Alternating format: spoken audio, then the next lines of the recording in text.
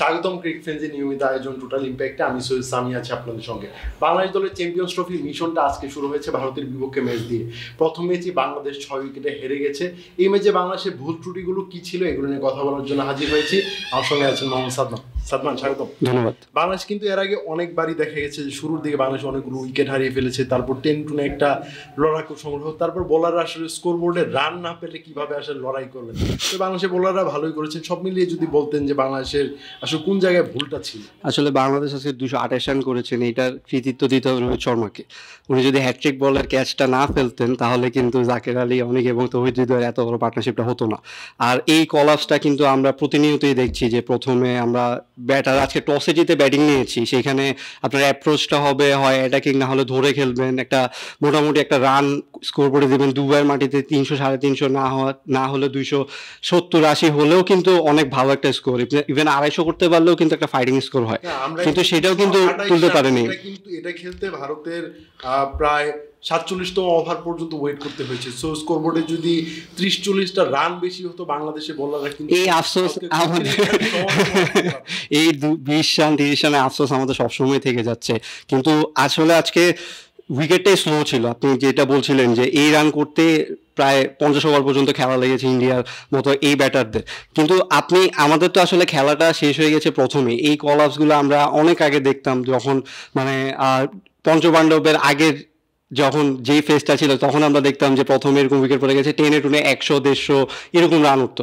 এখনও যদি সেমভাবে খেলি তাহলে আসলে এরকম হাই ভোল্টেজ ম্যাচে বা এরকম পাওয়ার হাউস টিমের এগেনস্টে আপনি কিভাবে খেলবেন? আপনি 4টা উইকেট ফেলেছেন, কিন্তু তাদের ডেপথ দেখেন। এরপরে হার্দিক পান্ডিয়া ছিল, জাদেজা ছিল, গিল প্রথম থেকে ধরে রেখেছেন, অক্ষর প্যাটেল আউট হয়ে গেছে আছে, কিন্তু মানে আপনি এইরকম লাইন আপের এগেনস্টে আপনি যদি 228 রান করেন তখন কিন্তু মানে এই যে হয়তো লেট হয়েছে, আমাদেরও লেট হয়েছে, কিন্তু ম্যাচ আলটিমেটলি ইন্ডিয়া জিতে গেছে, যেটা আসলে যেটা জরুরি। সো এই প্রথম দিকের যে ভুলগুলা, মানে প্রথমে যে ওপেনিংয়ে হচ্ছে না, শান্ত আবার ফেল। শান্তকে নিয়ে আসলে কি বলবো, শান্তর ক্যাপ্টেন্সি তো তিনি হয়তো এই ওডি চ্যাম্পিয়ন্স ট্রফির পর হয়তো ছেড়ে দেবেন, কিন্তু আপনার তার ব্যাটিংটার ফোকাসে তিনি যাচ্ছেনই না। তিনি আজকেও ডাক মেরেছেন। তবে তার স্টেট কিন্তু ভালোই কথা বলছে তার হয়ে, যেহেতু মানে এবারে চ্যাম্পিয়ন্স ট্রফিতে মানে এজ এ ক্যাপ্টেন হিসেবে 50-এর মতো গড় নিয়ে 2জন ক্যাপ্টেন খেলছেন, একজন শান্ত, আরেকজন পাকিস্তানের মধ্যে মোহাম্মদ রিজওয়ান। সেক্ষেত্রে শান্ত আসলে প্রথমে যে একদম ব্যর্থ হয়েছে। আমি যদি বলি বাংলাদেশের 3জন টপ অর্ডার ব্যাটার, তারা বাংলাদেশকে মানে আজকে বাংলাদেশের দর্শকদের, বাংলাদেশ দলকে সবাইকে আসলে হতাশই করেছে বলা চলে। সৌম্য সরকার 0 রানে আউট হয়ে গেছেন। তার কাছ থেকে একটা ফ্লাইং স্টার্ট আসলে বাংলাদেশ আশা করেছিল, যেহেতু মানে তিনি অভিজ্ঞ একজন ক্যাম্পেইনার। তার সঙ্গে তানজিদ হাসান তামিম কিন্তু খুবই নিউ, তিনি 1-1.5 বছর ধরে জাতীয় দলে খেলছেন, এর আগে কিন্তু ছিলেন না সেটাপে। সৌম্য সরকার সেই থেকেই কিন্তু অনেক অভিজ্ঞতার কাছ থেকে ভারতের বিপক্ষে অন্তত বড় একটা ইনিংস কিন্তু আশা করি। যেহেতু লিটন দাস নেই, লিটন দাস কিন্তু ভারতের এগেন্স্টে আমরা জেনে থাকি যে মোটামুটি ভালো রিদমে থাকেন, তিনি ভালো খেলেন। লিটন দাস থাকলে আমরা একটা আলাদা ভরসা পাই। সেখানে সৌম্য সরকার যিনি ফর্মে ছিলেন, তিনি যদি তার আউটটা না খুবই চোখে লাগার মতো, তার আউটটা দেখে মনে হচ্ছে তিনি একটা লেজি শট খেলেছেন। তার ভিতরের দিকে ব্লেডে লেগে ইনসাইডে যে আউট হয়েছেন। মানে এই প্রথম ইনিংসে আপনি এরকম লেজি শট কেন খেলবেন? আপনাকে তো আসলে বিল করতে হবে। আপনি যেহেতু লেজি শটের কথা বললেন, সেক্ষেত্রে সৌম্য আমাদের ক্যাপ্টেন নাজমুল হোসেন শান্তর আউটটা বলতে হয়। তিনি একদম বিরাট কোহলিকে হাতে তুলে দিয়েছেন। এরকম একটা ইনিংস আসলে তার কাছ থেকে আসলে ব্যাটে রান না থাকলে তিনি পুরো বিপিএলটা প্রায় বসেছিলেন, তিনি গেম টাইম পাননি, তিনি কিন্তু অতটা ভালো খেলেননি। কিন্তু আসলে মনে হয় যে বাংলাদেশ দলের অন্য যে ক্রিকেটাররা আছেন যারা বিপিএল ব্যস্ত ছিলেন, তাদের যে ব্যাটার প্রস্তুতি কিন্তু শান্তই নিতে পেরেছেন। তিনি সেটা ঠিক সময়টা কিন্তু ওয়ানে নিয়ে কাজ করেছেন, নিজের শটগুলো নিয়ে কাজ করেছেন। আমরা নিয়মিত দেখতাম যে মিরপুরের মাঠে ঘাম ঝরাচ্ছেন।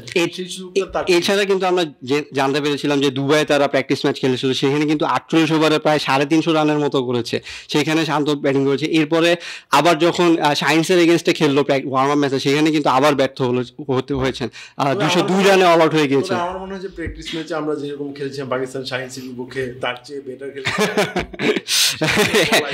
মুশফিকুর রহিমের ব্যাটিংটাতে কি একটু হতাশ হয়েছেন? হ্যাঁ, অবশ্যই। আপনি আজকে যেহেতু মাহমুদুল্লাহ নেই, মাহমুদুল্লাহর একটা ইনজুরির কথা শোনা যাচ্ছে, সো আরেকজন অভিজ্ঞ প্লেয়ার কিন্তু মুশফিকুর রহিম, তিনি যখন গোল্ডেন ডাকটা মারলেন তখন আসলে অনেকটাই ম্যাচ থেকে ছিটকে গেছে। আপনি 35 রানে 5 উইকেট চলে গিয়েছে। এরপরে কিন্তু আসলে যেটা বলছিলাম যে রোহিত শর্মাকে থ্যাংক ইউ জানাতে হবে, কারণ এক তো ইজি ক্যাচ রোহিত শর্মার ফালার কথা না, তিনি জাকেরের হ্যাটট্রিকটা হয়ে যেত, আক্কার প্যাটেলে হ্যাটট্রিকটা হয়ে যেত। বাংলাদেশের 6টা উইকেট।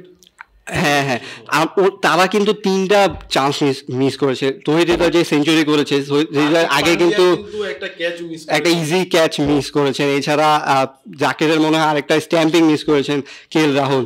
হ্যাঁ, সো এইগুলার বদলতে আসলে 228 রানের পুঁজিটা পেয়েছিল। তৌহিদ হৃদয় আজকে যে ইনিংসটা খেলেছেন এটা আসলে সাধুবাদ পেতে, তিনি আসলে 45 ওভার পর থেকেই 41 ওভারের পর থেকে সম্ভবত একটু ক্র্যাম্পের কারণে তিনি একটু ঘুরিয়ে হাঁটছিলেন, তো 45তম ওভারে গিয়ে দেখা যাচ্ছে তিনি আসলে দৌড়াতেই পারছেন। তবে সেঞ্চুরিটা করার জন্য তিনি আসলে শেষ পর্যন্ত একদম মাটি কামড়ে পড়েছেন, সেঞ্চুরিটা কিন্তু তার হয়েছে। এই ইনিংসটাকে কিভাবে মূল্যায়ন করবেন? খুবই মানে যথাযথ ওই সময়ে যেরকম ইনিংস একটা খেলা দরকার সেরকমই খেলছেন জাকের এবং হৃদয়, দুজনেই কিন্তু ভালো খেলছেন। যদিও জাকের 114 বলে 68 করেছেন এবং পরে হৃদয় কিন্তু সেটাকে আসলে কভার করে দিয়েছেন, 118 বলে 100 করেছেন। এইখানে মানে জাকের আর হৃদয় যখন ছিল তখন আসলে তাদের সেট হতে অনেকগুলো বল নষ্ট করতে হয়েছে। তখন যদি কিছু সিঙ্গেল বা কিছু ডাবলস আসতো তাহলে কিন্তু দেখা যেত যে হয়তো স্কোরবোর্ডে আরেকটু রান হতো, তারা হয়তো ওই কনফিডেন্সটাও পাচ্ছিলেন না। এক্স্যাক্টলি। পরে আসলে ব্যাটার নেই, রিশাদ হোসেন আমরা জানি যে ধরেন 1-2 ওভার খেলার মতো ব্যাটার, কিন্তু ওই সময় ধরেন 35 ওভারের মধ্যে যদি আরে একটা দুটো উইকেট চলে যেত তখন আসলে ইনিংসটা এত দূর পর্যন্ত যেত। হ্যাঁ, কিন্তু আপনি দেখবেন যে ওডিআই খেলাটাতে আসলে যদি আপনি রান রোটেট না করেন তাহলে কিন্তু আসলে চাপ হয়ে যায়। আপনি গতকালকের ম্যাচেই যদি দেখেন, একদিকে নিউজিল্যান্ড প্রথম থেকেই স্ট্রাইক রোটেট করে খেলছিলেন, তারা সিঙ্গেলস ডাবলস নিচ্ছিল অনেক, এছাড়া বাউন্ডারি। উল্টা দিকে পাকিস্তান 321 রান চেস করতে গিয়ে তারা 150 প্লাস ডট বল খেলেছেন। এইখানে কিন্তু আসলে পার্থক্য করে দিবে আপনার যখন আপনি স্লো উইকেটে খেলছেন বা বাউন্ডারি বের করতে পারছেন। এটা কিন্তু একটা বেসিক খেলা। এইখানে তারা যখন পার্টনারশিপ করেছে, 50 পার্টনারশিপ হয়েছে, তখন আসলে তাদের দরকার ছিল যে আরেকটু রোটেট করে আরেকটু রানটাকে এগিয়ে নিয়ে রাখা। এরপরে জাকের একটা জায়গায় হোল্ড করছিলেন কিন্তু হঠাৎ করে মারতে গিয়ে স্বামীকে কিন্তু আউট করে দিয়েছেন। এই যে দেখেন বুমরা নেই, বুমরার জায়গায় স্বামী এসেছে, স্বামী কিন্তু আসলে বুমরার জায়গাটা তিনি ফিল করে দিয়েছেন। সো মানে এই বড় টিমগুলোর জন্য এগুলাই হচ্ছে, কিন্তু সবসময় তাদের পারফরম্যান্সের উপর বিশ্বাস করে। মোহাম্মদ শামি একজন চ্যাম্পিয়ন পারফর্মার, তিনি লাস্ট ওয়ার্ল্ড কাপটাতে খুবই ভালো পারফরমেন্স করেছেন, যে 23 বিশ্বকাপে। 23 বিশ্বকাপটা হয়তো ভারত জিততে পারেনি, তবে শামি কিন্তু ইনজুরির পর কিন্তু কামব্যাক যেভাবে করেছেন এটা আসলে একদম ভারতের জন্য পারফেক্ট একটা কামব্যাক মনে হয়। আর আমার মনে হয় যে ইন্ডিয়ার এগেনস্টে যতটুকু স্লো ছিল না কেন, আসলে টার্নিং পয়েন্ট ছিল কিন্তু কেএল রাহুলের ক্যাচটা ড্রপ। জাকের কিন্তু যদি কেএল রাহুলের ক্যাচটা ড্রপ হতো হয়তো জিততে পারতাম না, কিন্তু একটা ফাইটিং আর একটা ফাইটের বিষয়ে সামনে চলে আসতো। সো ওই সময় আপনি যখন 5 উইকেট ডাউন হয়ে যাবে তখন কিন্তু একটা চাপে পড়বেনি।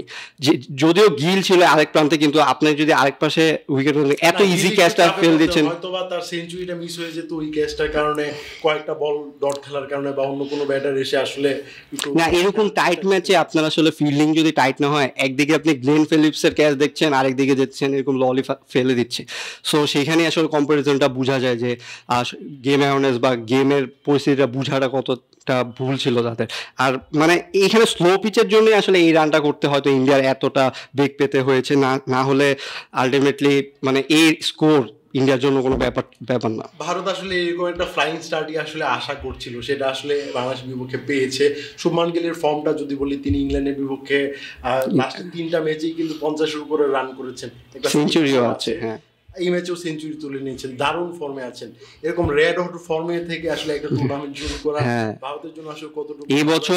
এবছর আমি দেখেছি তার এভারেজ হচ্ছে 100+, মানে সেই লেভেলের ফর্ম আছে যেখানে এরকম ফর্মে বিরাট কোহলি ছিল। বিরাট কোহলি এখন টাচে নেই, কিন্তু গিল কিন্তু আরেকদিকে বসায় দিচ্ছেন।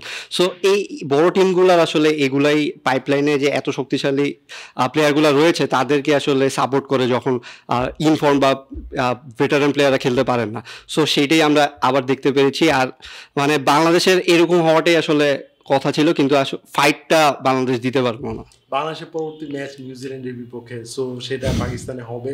এই ম্যাচে আসলে বাংলাদেশের প্রতি কতটুকু প্রত্যাশা রাখছেন, যেহেতু নিউজিল্যান্ড কিন্তু পাকিস্তানের বিপক্ষে দারুণ একটা জয় পেয়েছে, তারা এবারের চ্যাম্পিয়ন্স ট্রফির one of the best team, তারা টাইটেল কন্টেন্ডার। হ্যাঁ, সো সেখানে মানে নিউজিল্যান্ডের সাথে আসলে কঠিন, খুবই কঠিন। আমি এই ক্রিকেটে আপনি, আমার কাছে মনে হয় যে ভারতের বিপক্ষে এই ম্যাচটার থেকেও কঠিন হবে। অবশ্যই অবশ্যই অবশ্যই আপনি দেখবেন যে নিউজিল্যান্ড আসলে পাকিস্তানের কন্ডিশনটা এত ভালোভাবে অ্যাডাপ্ট করেছে যে তারা যে কোনো টিমকে হারিয়ে দিতে পারে, ইভেন ইন্ডিয়াকেও তারা হারানোর মতো সক্ষমতা রাখে। সো সেখানে বাংলাদেশ তো আসলে অনেক মানে তাদের থেকে অনেক পিছিয়ে, সেক্ষেত্রে মানে স্ট্র্যাটেজিটা অনেক কঠিন হবে এবং নিউজিল্যান্ডের জন্য আমার মনে হয় যে ইজি হবে, কারণ তারা অলরেডি পাকিস্তানকে হারিয়ে ফেলেছে।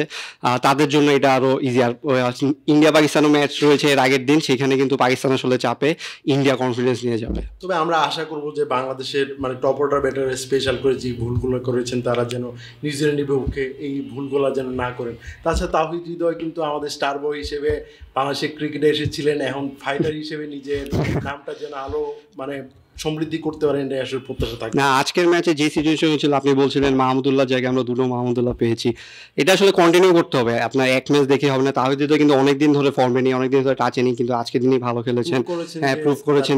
তাকে আসলে মানে এই জিনিসটা সাপোর্টটা দরকার টপ অর্ডার থেকে। টপ অর্ডারে যদি আপনি এরকম কলাস করতে থাকেন, এই হয়তো আরেকদিন দেখা যাবে যে তহিদ হৃদয় পারেননি কিন্তু আরেকজন হয়তো খেলতেছে, কিন্তু আপনার স্কোরটা আসলে বড় হবে না, আপনার স্কোরটা এই 10-2 এরকমই হবে। কারণ আপনার লাস্টের দিকের ব্যাটাররা যদি বড় পার্টনারশিপ করে, সেখানে যখন একটা কলাস করবে শেষের দিকে যে আবার কন্টিনিউ করতে পারবে সেটার কোনো গ্যারান্টি নেই। সেক্ষেত্রে টপ অর্ডারকে আসলে রানে ফিরতেই হবে, না হলে এই টুর্নামেন্টটা আসলে ব্যর্থতা দিয়ে শেষ করতে হবে। ধন্যবাদ। দর্শক, ক্রিকেটের নিয়মিত আয়োজনে আমাদের সঙ্গে থাকার জন্য ধন্যবাদ। পরবর্তী কোনো পর্বে অন্য কোনো বিষয় নিয়ে আবার কথা বলবো, সেই পর্যন্ত আমাদের সঙ্গে থাকুন।